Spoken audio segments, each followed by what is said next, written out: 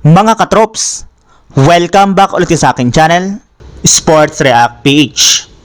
At ngayon nga ay pag-uusapan natin ang balitang mas lalong lumakas na nga po ngayon ang Indiana Pacers sa Eastern Conference.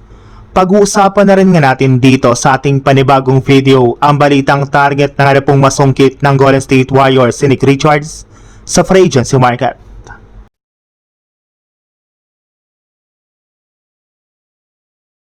Makalipas nga po ang isang taon ng pagiging isang lottery team sa Eastern Conference ay nagbabalik na nga po sa darating na season ang Indiana Pacers bilang isang legit na championship contender.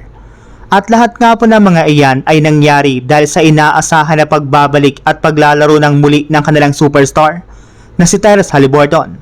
Matapos nga po ang ilang buwan na pagre-recover nito mula sa kanyang natamong Achilles injury taong 2025 NBA Finals, ay tuluyan na nga po itong nakarecover at nakakapaglaro ng muli sa loob ng court.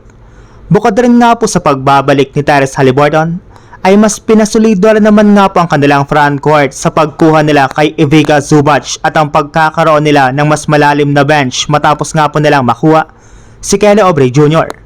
At dahil nga po sa mga ginawa nilang move ay inaasahan nga po na mas makakapag-compete ng muli sa kampiyonato ang Indiana Pacers.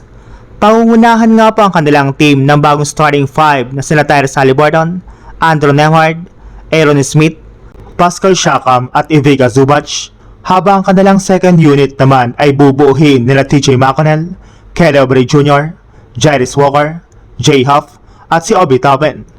Pero hindi na naman nga po sure na makakapag-compete ulit sila sa NBA Finals dahil napakadami nga po mga teams ang lumakas rin ngayong offseason. Samantala, punta naman tayo sa ating sunod na pag-uusapan sa balitang target na nga pong masungkit ng Golden State Warriors si Nick Richards sa free agency market.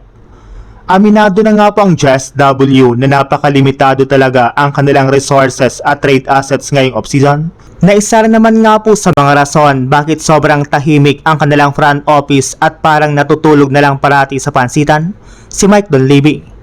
Ang kanilang mga players nga po sana na pwedeng gamitin bilang trade offer na sila Jimmy Butler at Moses Moody ay parehong may injury.